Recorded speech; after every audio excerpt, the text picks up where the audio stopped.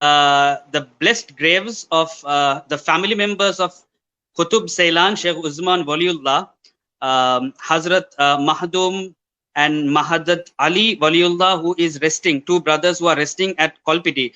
Hafiz Ehsan, I have a very strange thing about them is that whenever I tell people that there are two brothers of Sheikh Uzman buried in Kolpiti Masjid, they say, no, there are no graves there. And when I show them that, oh, we did not know this. So they are actually neglected and they are kept locked here, and things like that. We had a hard time actually to make things happen here. This is one of the masjids of Imam Mapil Lebbe Alim, and people in Kolpiti who are living at the place of the mosque used to say that they used to visit this place every day. But today it's locked and it's closed, and many people can't go here. Now, one more thing is that there was a recent incident called Visit My Mosque, organized by so many people, ACJU, etc., so many people. In Visit My Mosque, one of the Hazrats here, his name is Munir Mulaffar Nalimi. He was explaining the entire masjid, where is ablution taken, where is the mimbar, where are the student hostels. He showed everything, and he did not show this. So I actually called him and I actually told about this, because he's the Maulavi who came in the Derana interview with me. When he said this, he said that please don't do anything, because I am the Maulavi. I was told to only show this by the trustee board. I only showed this. If I go to show something else, I also will fall in trouble. So I didn't go to show these graves. So I think I want to create some awareness for people to visit the Kolpiti Mosque, that there are two graves also there. Please, because I know that Vallavatta Masjid had graves that was destroyed. I know many other masjid had graves, it was destroyed. If we have this on record, no one should be able to touch this grave. If the world exists for the next 500 years, the grave should be inshallah there. I want to know your thoughts on this. As I explained earlier, that these are the places where Allah's rahmat descends, and if we do not protect those places, that means we are asking for the wrath of Allah tabaraka wa ta'ala. We, by ourselves being away from the mercy of Allah tabaraka wa ta'ala, from the places where the rahmats of Allah are descending, the barakah of Allah are descending.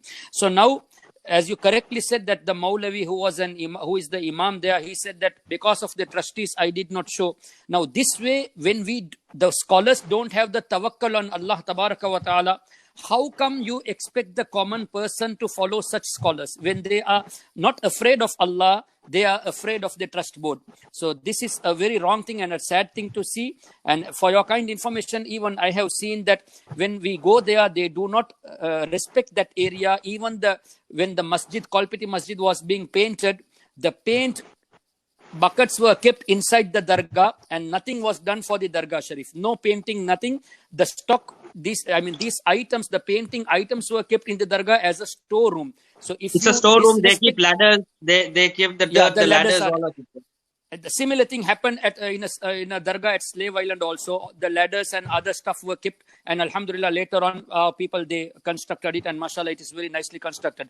So this way they disrespect the places of awliya. Now you tell me, the awliya are friends of Allah, and the masjid are not built before the awliya. These masjid were built after the awliya, because when people were coming to visit these awliya for easy access and for them to pray, because those days they had to travel and come. So for them to offer prayers, the masjid was built. So masjid is built everywhere where there is a mazar sharif, where there is a dargah, there only the masjid is built.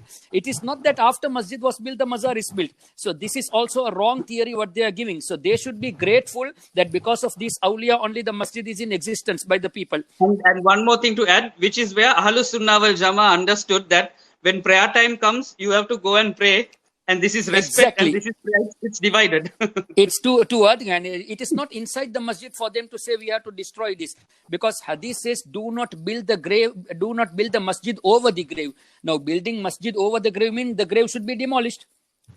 So this is besides the masjid. So why are they bringing that hadith, which is to build the masjid over the grave with a matter where it is beside the masjid. And in the hadith of Bukhari Sharif, there is a clear hadith Nabi sallallahu alaihi wasallam offered prayer in a masjid where besides there were 2 or 3 graves. We discussed this also. This is in Bukhari Sharif. But unfortunately, the translator of Bukhari Sharif, Dr. Mohsin Khan, I don't say unfortunately, but unfortunately for the people who are reading in English version, for them, that they are unable to see, because he has said that the below chapter is impossible to translate, where the hadith is recorded that there were 2 or 3 graves where our Nabi offered prayer in a masjid. So beside the masjid, 2 or 3 graves. So they say that it is impossible to translate. He also telling a lie with regards to hadith of Nabi Karim sallallahu alaihi wasallam. So this way, these people are trying to make people away from the right path. I remember marhum Dr. Iqbal, brother of Dr. Harun and Dr. Ilyas. Dr. Iqbal personally spoke to me and he told me that you should make a visit to this dargah. If people do not visit, these people will take over. But unfortunately, our people did not pay attention towards that his advice at that time. So today we are struggling, but later on, alhamdulillah, by the help of the Maulana family from Alawi Maulana, marhum, mashallah, this is being happening now, and inshallah, we hope that this will happen. Our people will encourage all of us to do this again. If not, what will happen is, by disrespecting the places of the awliya who are friends of Allah, we are asking for trouble for our country. So this way, we request our government as well to make arrangements wherever the dargahs are being kept closed, those are to be open, because they promoted Islam in a peaceful manner, not in form of terrorism. And these people who go against those peace promoters, they are the real terrorist followers. So we should be very careful with this regard, and we should give this message to the authorities that those ever who are trying to destroy the dargahs in form of suicide bombing or whatever it is, they in reality are the extremists, and they are propagating Islam in a wrong manner. They are giving a wrong image about the Islam. The real Islam is from the Sufis who came to Sri Lanka and who went all over the world in order to propagate Islam in a peaceful manner. This is the reason we find Sayyidina Khaja Mu'inuddin Chishti radiyallahu anhu, when he came to India, there were 9 million people accepted Islam. Why? Because he was a peace promoter. By looking at his blessed face, blessed actions, they came to the fold of Islam. Even today, the Hindus are visiting the Mazar Sharif of Khaja Mu'inuddin and many awliya. Why? They also regard them as peace promoters. Even in Sri Lanka, when we go to Devatagha, Sheikh Uthman radiyallahu anhu's Mazar Sharif, how many non-Muslims, they come and pay visit there.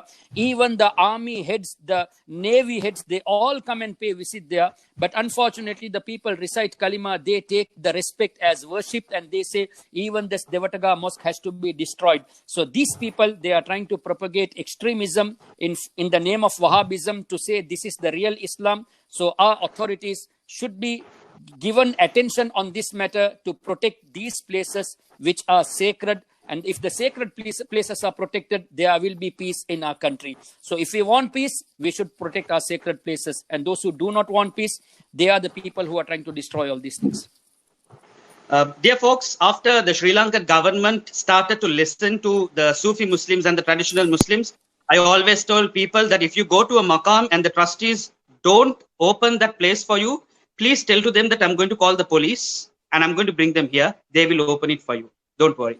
So that means if they are really concerned about the shirk, they should say, even if the policeman or the president comes, I won't allow you to commit shirk. So by fearing the policeman, they are opening. That means it is not shirk, it is their personal issue. They do not love the pious servants of Allah. That is the reality.